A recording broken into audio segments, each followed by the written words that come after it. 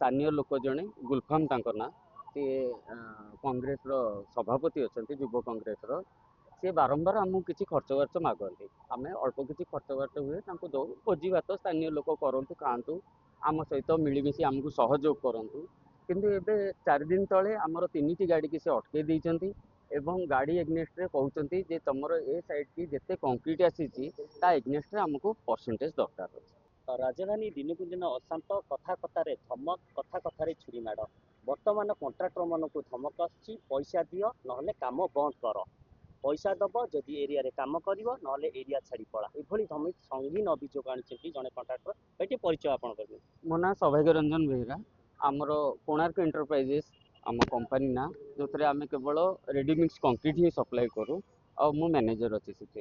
କ'ଣ ଭାଇ ଘଟଣା କ'ଣ ହେଇଛି? ଆପଣ ଖଣ୍ଡଗିରି ଥାନାକୁ ଏଫଆଇଆର ଦେବାକୁ ଆସିଛନ୍ତି। ଆମେ ଡୁମଡୁମାରେ ଗୋଟେ ଆମର ରାଜ୍ୟ ସରକାରଙ୍କର କନଷ୍ଟ୍ରକ୍ସନ କାମ ଚାଲିଛି, ଯେଉଁଥିରେ ସ୍ୱଳ୍ପ ଦରରେ ସେ ଗରିବ ଲୋକଙ୍କ ପାଇଁ ଘର ତିଆରି ସରକାର କରୁଛନ୍ତି, ତାଙ୍କୁ ଦେବେ ବୋଲି ସେଠି ଆମେ ଆଜ୍ଞା କଂକ୍ରିଟ୍ ସପ୍ଲାଏ କରୁଛୁ।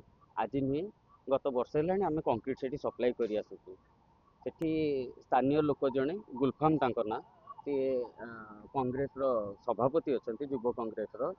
ସେ ବାରମ୍ବାର ଆମକୁ କିଛି ଖର୍ଚ୍ଚ ବାର୍ଚ୍ଚ ମାଗନ୍ତି। ଆମେ ଅଳ୍ପ କିଛି ଖର୍ଚ୍ଚ ବାର୍ଚ୍ଚ ହୁଏ ତାଙ୍କୁ ଦଉ। ଭୋଜି ଭାତ ସ୍ଥାନୀୟ ଲୋକ କରନ୍ତୁ, ଖାଆନ୍ତୁ, ଆମ ସହିତ ମିଳିମିଶି ଆମକୁ ସହଯୋଗ କରନ୍ତୁ। କିନ୍ତୁ ଏବେ 4 ଦିନ ତଳେ ଆମର 3ଟି ଗାଡ଼ିକି ସେ ଅଟକେଇ ଦେଇଛନ୍ତି ଏବଂ ଗାଡ଼ି ଏଗନେଷ୍ଟରେ କହୁଛନ୍ତି ଯେ ତମର ଏ ସାଇଡ୍କି ଯେତେ କଂକ୍ରିଟ୍ ଆସିଛି ତା ଏଗନେଷ୍ଟରେ ଆମକୁ ପରସେଣ୍ଟେଜ ଦରକାର ଅଛି। କେତେ ପରସେଣ୍ଟେଜ ମାଗୁଛନ୍ତି? ପରସେଣ୍ଟେଜ ଆମେ ଯେତେ ହିସାବ କରିବାକୁ ଯିବୁ ତାଙ୍କର ଡିମାଣ୍ଡ ରହୁଛି 5 ରୁ 10 ଲକ୍ଷ ଟଙ୍କା ଆଜ୍ଞା। କ'ଣ ପାଇଁ ଆପଣ ପଇସା କ'ଣ ପାଇଁ ଦେବେ? କାମ ତ ସ୍ଥାନୀୟ ଅଞ୍ଚଳର ଡେଭଲପମେଣ୍ଟ ହେଉଛି। ଆମେ ତ ପଇସା ଦେବାକୁ ରାଜି ନୁହେଁ ଆଜ୍ଞା। ଆମେ କାହିଁକି ପଇସା ଦେବୁ ତାଙ୍କୁ? ଯେହେତୁ ଆମେ ଗୋଟେ ବିଜନେସ୍ କରୁଛୁ, ଆମେ ଯାହାକୁ କଂକ୍ରିଟ୍ ଦେଉଛୁ ତାଙ୍କଠୁ ପଇସା ଆଣୁଛୁ ଏବଂ ଏଇଟା ଗୋଟେ ସରକାରୀ କାମ।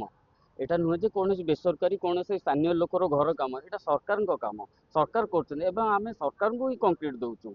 ତେଣୁ ତା ଭିତରେ ଯଦି ଏମିତି କିଛି ଲୋକ ରହିକି ଆମକୁ ବାଧା ବିଘ୍ନତା ଉତ୍ପନ୍ନ କରୁଛନ୍ତି ଯେ ଏଠିକି ଆସିଲେ ଆମକୁ ପଇସା ନଦେଲେ ଆମ ସ୍ଥାନୀୟ ଲୋକ କାମ କରେଇଦେବୁନି, ଯଦି ବି ଗାଡ଼ି ତମର ଆସେ ତାହେଲେ ଆମେ ଆକ୍ରମଣ କରିବୁ, ଗାଡ଼ି ଭାଙ୍ଗି ଭାଙ୍ଗି ଦେବୁ ଏବଂ ପିଲାଙ୍କୁ ମାରଧର କରିବୁ ବୋଲି ବହୁତ ଥ୍ରେଟେନିଂ କରିଛନ୍ତି। ସେ ଏକୁଟିଆ ଧମକ ଦେଇଛନ୍ତି ନା ଆଉ କିଏ ଧମକ ଦେଇଛନ୍ତି? ପଛରେ କେତେ ଜଣ ଅଛନ୍ତି ଆମେ ଜାଣିପାରୁନୁ, କିନ୍ତୁ ସିଏ ଯେହେତୁ ସାମ୍ନାକୁ ଆସିଛନ୍ତି ତେଣୁ ଗୋଟିଏ ଲୋକର ନାଁ ଆମେ ଜାଣିଛୁ ଯିଏକି ଏତିକି ଜିନିଷ କରିଛନ୍ତି। ଆପଣ ଥ୍ରେଟନିଂ ଦେଇଛନ୍ତି, ଆପଣଙ୍କ ପାଖରେ କିଛି ପ୍ରମାଣ ଅଛି? ଆଜ୍ଞା, ଆମ ପାଖରେ ଯଥେଷ୍ଟ ପ୍ରମାଣ ଅଛି, ଭଏସ୍ ରେକର୍ଡିଂ ଫକର୍ଡିଂ ସବୁ ଅଛି ଆମ ପାଖରେ। ତାଙ୍କ ନାଁ ଗୁଲଫାମ ଆଜ୍ଞା, ସ୍ଥାନୀୟ ବାସିନ୍ଦା ଜଣେ। ସେ କଂଗ୍ରେସର ଯୁବ କଂଗ୍ରେସର ସଭାପତି ଅଛନ୍ତି।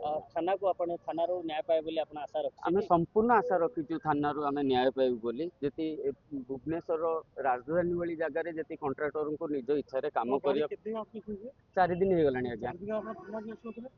ଥାନାକୁ ଆମେ ଚାହୁଁଥିଲୁ ଯେଉଁ ଆମର ପ୍ରୋଜେକ୍ଟ ସୁଭଦ୍ରା ପ୍ରୋଜେକ୍ଟ ଯେଉଁ କଣ୍ଟ୍ରାକ୍ଟର ଆମଠୁ କାମ ନେଇଛି ବାଲାସାହି ଆର୍ଥ ମୁଭର୍ସ, ସିଏ କିଛି ଆକ୍ସନ୍ ନେବ ବୋଲି ଆମେ ଅପେକ୍ଷା କରିଥିଲୁ। ଯେହେତୁ ସେମାନେ କିଛି ଆକ୍ସନ୍ ନ ନେଇପାରିଲେ ବାଧ୍ୟ ହୋଇକି ଆମର ବେପାରରେ ଆମକୁ ବହୁତ ଅସୁବିଧା ହେଲା, ବହୁତ ଲସ୍ ହେବାରୁ ଆମେ ଥାନାର ଦ୍ୱାରସ୍ଥ ହେଇଛୁ। ବର୍ତ୍ତମାନ କ'ଣ ଚାହୁଁଛନ୍ତି ଆପଣ? ଆମେ ଚାହୁଁଛୁ ଆମ ସହିତ ଆଡମିନିଷ୍ଟ୍ରେସନ ଆମ ସହିତ ସହଯୋଗ କରୁ, ଆମେ ଏମିତି ସୁରୁଖୁରୁରେ ସେଠି କାମ କରିପାରିବୁ। ଆଉ ସ୍ଥାନୀୟ ଲୋକଙ୍କ ଏଗନେଷ୍ଟରେ ମାନେ ଆମର ଯେତିକ ଷ୍ଟାଫ୍ ଅଛନ୍ତି ତାଙ୍କର ଜୀବନର ସୁରକ୍ଷା ଚାହୁଁଛୁ ଆଜ୍ଞା। ଆପଣ ଭାବୁଛନ୍ତି ୟା ପଛରେ କାହାର ମୁଖ୍ୟମନ୍ତ୍ରୀ ବ୍ୟକ୍ତିଙ୍କ ହାତ ଅଛି? ନିହାତି ଥାଇପାରେ ଆଜ୍ଞା। ଆମର ତ ଆମେ ସମ୍ପୂର୍ଣ୍ଣ ସଠିକ୍ କହିପାରିବୁନି, କିନ୍ତୁ ନିହାତି ଥାଇପାରେ। କିଛି ଦଳୀୟ ଥାଇପାରେ କି ନିର୍ଦଳୀୟ ଥାଇପାରେ କି ଇଏ ଥାଇପାରେ, କିନ୍ତୁ ନିହାତି କିଛି ନା କିଛି ଅଛି, ସପୋର୍ଟ, ବ୍ୟାକ୍ ସପୋର୍ଟ ଅଛି। ହ୍ୟାଲୋ ହ୍ୟାଲୋ, କିଏ ହେମନ୍ତ କହୁଛ କି? ହଁ ଗୁଲଫାମ ସାର୍ କୁହନ୍ତୁ। ଆରେ କ'ଣ ମୁଁ ମନା କରି ଯାଇଥିଲି, କ'ଣ ରାତି ଅଧରେ ତମେ ଗାଡି ନେଇକି ଯାଉଛ? ଗାଡି ରୋଡକୁ ଆସିବ ମାନେ କାଚ ଭାଙ୍ଗି ଦେଇ ମାରିକି, ମନେ ରଖିଥିବ, କହିଦଉଛି। ଆଜ୍ଞା ସାର୍, ଗୁଲଫାମ ସାର୍ ଶୁଣନ୍ତୁ ସାର୍, ଯୋଉ ଆମର ଯିଏ ଗୌରାଙ୍ଗ ସାର୍ ଯୋଉ ଅଛନ୍ତି ଯେ ଆମର କିଏ କୋଉ ଗୌରଙ୍ଗ ଫୌରଙ୍ଗ ମୁଁ କାହାକୁ ଚିହ୍ନି? କ୍ଲାଏଣ୍ଟ ଯେ ସେ କହିଲେ ଗୁଲଫାମ ସାର୍ ଆମ କଥାବାର୍ତ୍ତା ଆମର ହେଇଯାଇଛି। ତାକୁ କୁହ, ସେ ବି ଆସିବ, ଏଇଠି ଆସିବ, ଏଠି ବସିକି କଥା ହବ। ଫୋନରେ କାହା ସହିତ କଥା ହେବି ମୁଁ? ନା ନା, ମୋର ତାଙ୍କ ସହିତ କିଛି ଅସୁବିଧା ନାହିଁ। ତମ ମାଲିକ ଏଠିକି ଆସିବ, ତାପରେ ବୁଝିବି ହେଲା। ଗାଡି ତେବେ ଯାଏଁ ଭିତରୁ ଥିବ। ଆଉ ଯଦି ମତେ ବିନା ପଚାରି ଗାଡି ବାହାରିଥିବ, ଏଥର ଗାଡି ଯୋଉଠି ଯିବା ଆସିବା ହଉଥିବ, ଡାଇରେକ୍ଟ କ'ଣ ହବ ତମେ ତମର ବୁଝିବ ହେଲା। ବୁଝିପାଇଲ କଥା? ଗାଡି ରାତିରେ ବାହାରିବନି କହିଦଉଛି। ରାତିରେ ବାହାରିଥିବ, ଯିଏ କହିଥିବ ଗାଡି ବାହାରୁ ନେଇକି ଯିବାକୁ, ଆଉ ରାସ୍ତାରେ ଯୋଉଠି ଧରା ପଡିଲା, ତାପରେ ଗାଡିର ଅବସ୍ଥା ଆଉ ତମ ଅବସ୍ଥା, 2 ଜଣ କଥା ବୁଝିବେ ହେଲା।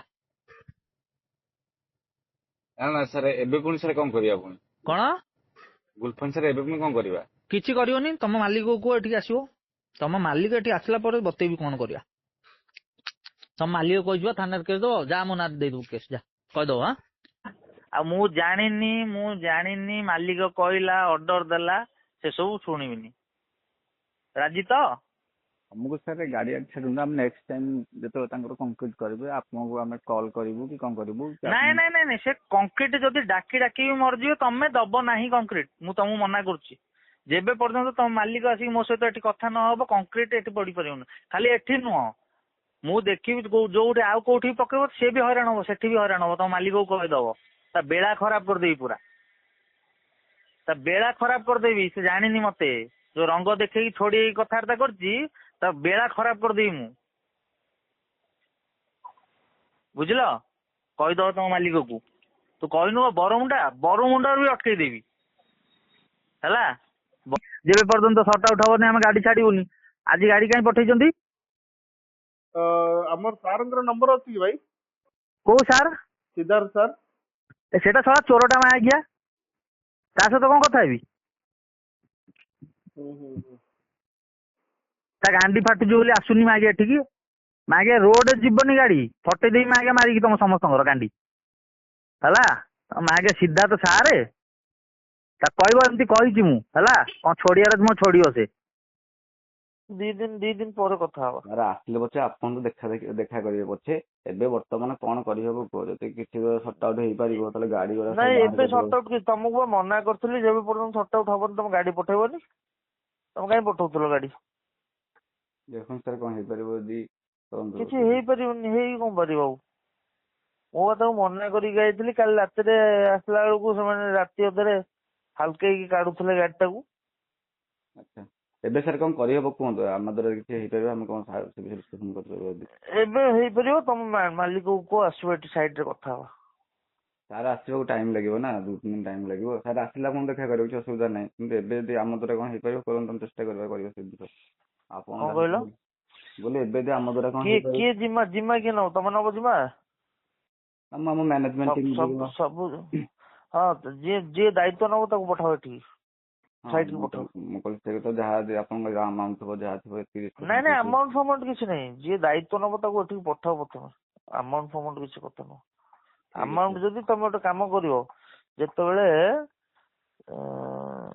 ଯୋଉ କଣ କହୁଥିଲି, ହଁ, ଯେତେବେଳେ ତମ ମ୍ୟାନେଜମେଣ୍ଟ ଟିମ୍ ଆସିବେ ହେଲା, ଆଜ୍ଞା, ତାଙ୍କ ହାତରେ ହିସାବ କରି ଷ୍ଟାର୍ଟିଂ ରୁ ଆଜି ପର୍ଯ୍ୟନ୍ତ କେତେ ଟ୍ରିପ୍ ମାଲ ଆଇଛି, କେତେ ଏମଜି କୁ ମାଲ ଆଇଛି, ଟୋଟାଲ ହିସାବ କରିକି ନେଇକି ଆସିବ। ଆଜ୍ଞା ଗୁଲଫାନ ସାର୍, ଠିକ ଅଛି। ହଁ ହଁ ଆଜ୍ଞା, ଆଉ ସାର୍ କଣ କରିହବ ଯଦି ସେଇ ଜିନିଷ, ଆଉ କଣ କହୁନାହାନ୍ତି ସେଇ ଜିନିଷ କରିପାରିବ? କହିଲି ବା କେତେଟା ଗାଡି ମାଲ ଆଇଛି, କେତେ ଏମଜି କୁ ମାଲ ଟୋଟାଲ ଦେଇଛ ତମେ ଏବେ ପର୍ଯ୍ୟନ୍ତ ହେଲା। ତାର ହିସାବ ଦବ, ହିସାବ ଦେଲା ପରେ କଥା ହବା।